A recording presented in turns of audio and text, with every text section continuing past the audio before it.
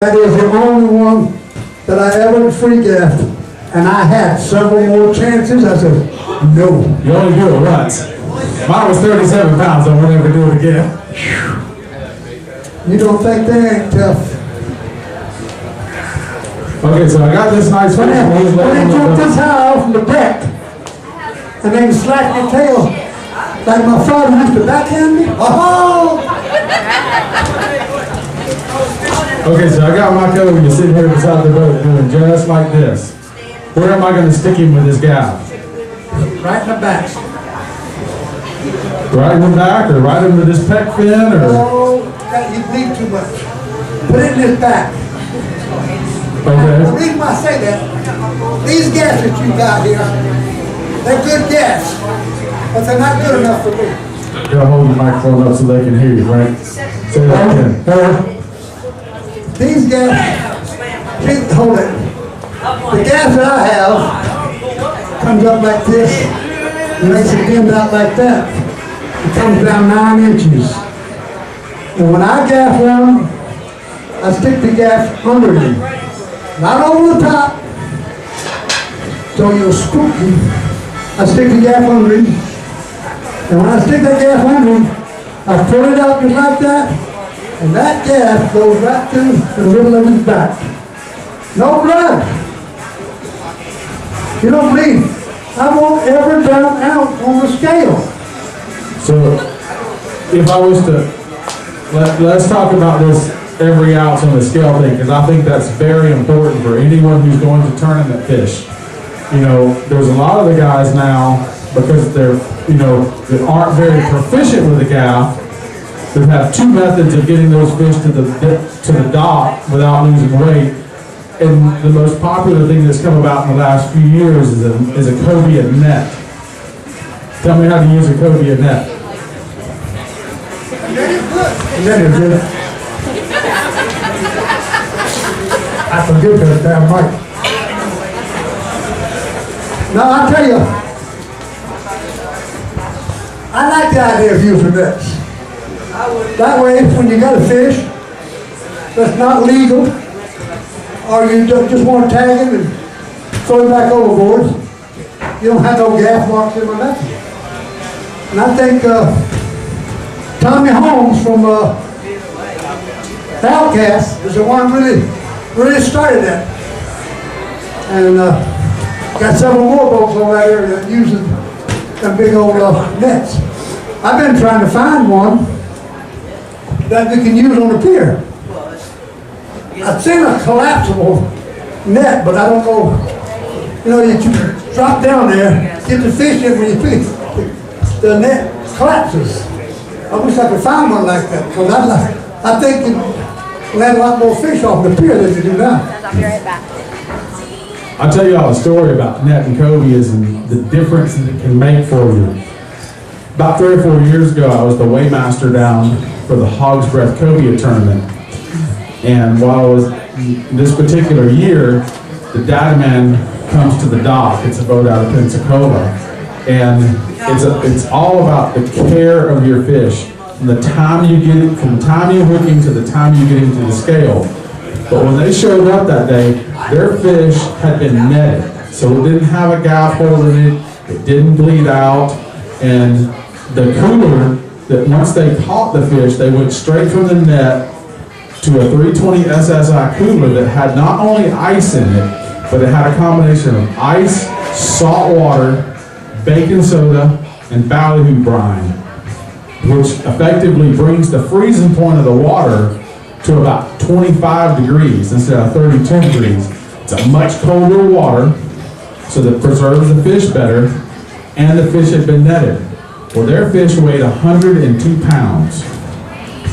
About 15 minutes later, a good friend of mine, who I've tried to convince about netting fish, Kurt Reynolds on the SS Enterprise, shows up with a fish that weighs 89 pounds. Their fish was 12 inches longer and considerably larger around. They cost themselves $42,000, the difference between first and second place. Their fish had 3 gaff holes in it and was wrapped in 3 beach towels, not in a cooler with a slush brine, and had not been netted.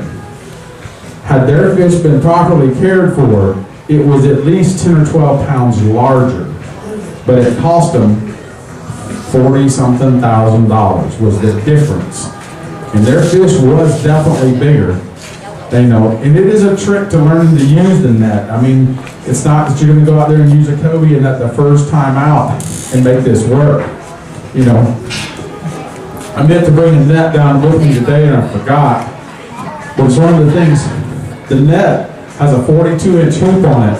And if I was holding the net here, the bag would be dragging on the floor. You have to grab the bag of the net and hold it with one finger. And you're not going to take this net and swing it through the water like a little, you know, a net that you would use for trout or redfish or something. The angler, the boat driver, and everything has to get the fish in the right position so that when the fish is coming alongside the boat, you can drop the net in the water, the fish slides in, you let go with your front finger, and as you pull up, you're not going to try to lift that fish into the boat. You're going to reach around, grab them, just like this. Just like I have my hand on the front of the gaff, and hold it with 2 hands. Lift the fish into the boat. This does 2 things for you.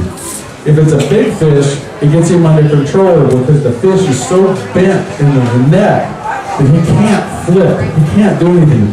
You can reach in, unhook him, slide him right into the cooler. If it's a little fish that you want to tag and release, there again, you can reach in, unhook him, take him, put him right over the side, release that fish unharmed. If you're into conservation and you're in helping out our fishery, you need a net. If you're going to win Cobia tournaments, you need a net. It will make you money. And you also know, if you're fishing in a big tournament, you'll also need a fish bag. A fish bag, fish cooler, something that you can put that fish in that holds ice, holds salt, holds ballyhoo brine, and can lower the temperature of that fish. There is one other trick that we can tell y'all about gaffing a fish. And I always struggle with finding a way to do this in a mixed environment. If I was you, I wouldn't even think about it. Let's talk about something else, about turtle fishing. All right? If anybody wants to know the other trick, you come see me after the show. Does anyone have any questions that we need to answer before we go on here? Yes, sir. Do you double your line? You talking about doubling when you tie a knot? If you're tying a quality knot, the answer to that is no. I don't like using some. He's talking about making like a double line using a bidley twist or a spider hitch or something about 3 or 4 feet of having 2 lines. I think that works really great when you're trolling, but when you're doing something like for Cobia fishing where you're actually casting, that knot from where you had to tie that double line would have to be in the guides to be able to make a proper cast. That little knot is very apt to hang up in one of the guides and either cause you to break the lure off, make a bad cast, throw the live bait off, something bad can happen. And so I don't like using a double line for this type of fishing. I've seen everything go wrong that can go wrong Cobia fishing. We pulled up on a group of fish one day and I had some of my buddies that I thought knew how to fish. And we saw the fish figured a ways off. There was 5 or 6 of them, so I get 3 of them up on the bow, and one has a jig, one has a live eel, and one has a mullet. And we see the fish, and we'll pull up to them. And I pull the boat out of gear, and I'm like, okay, guys, here you go. I want all y'all to go at the same time. Everybody's going to get a bite. Well, they all 3 throw, and I'm standing there going, what just happened? One's thrown the bait, the eel has gotten thrown off. The mullet is behind the boat, and the jig is wrapped around the bow rail over here somewhere. 3 of them did not get a bait in the water. We reloaded them, put them on the bow again. We still didn't get a bite out of the next 3 casts. So finally, me and my buddy in the tower, we hooked 2 of the fish and handed them some rods. walk them down, pull up in front